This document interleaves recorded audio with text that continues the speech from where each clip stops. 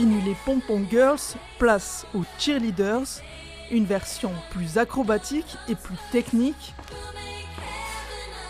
À Lons, séjour d'entraînement pour les Silver Stars. Une équipe d'élite 100% féminine qui s'entraîne en anglais. On se croirait presque dans une université américaine. Le cheerleading, c'est un sport qui vient de base des États-Unis, qui était à l'origine pour supporter les équipes sur le bord des terrains de football américain. Et ensuite, il a eu sa propre discipline pour se développer avec une partie voltige. Donc c'est tout ce qui est les jeter en l'air, les porter, une partie pyramide où les filles se tiennent les unes aux autres et une partie tumbling au sol. Déjà championne de France en titre en 2024, elle rêve encore plus grand. Prochaine étape, les championnats du monde de cheerleading à Orlando, en Floride.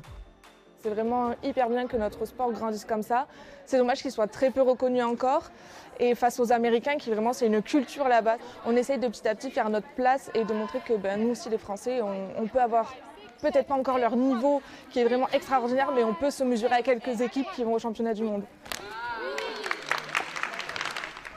Ces Béarnaises s'entraînent 5 heures par semaine ou plus à l'approche des compétitions. Océane est flyer, elle est portée et réalise les figures. En avril, elle participera au championnat du monde pour la 3e fois. La première année, c'est tellement un rêve que c'était dur finalement d'être dans la compétition. Maintenant, là, moi personnellement, là, je suis dans la compétition, je me prépare mentalement, je fais du sport à l'extérieur pour être prête. Léa, elle, est à la base pour porter et réceptionner la flyer. Elle fait la route depuis Toulouse pour assister aux entraînements. J'ai commencé il y a quelques années aux États-Unis, parce que j'ai vécu là-bas. C'est là-bas que j'ai découvert le sport et ensuite là c'est ma 3e année en France. On n'est pas les meilleurs, donc on sait qu'il y a du niveau face à nous. Mais on essaye de s'entraider, on est toujours là à se donner des mots gentils. Donc il y a encore du travail dans quelques mois, mais je pense qu'on sera prêts.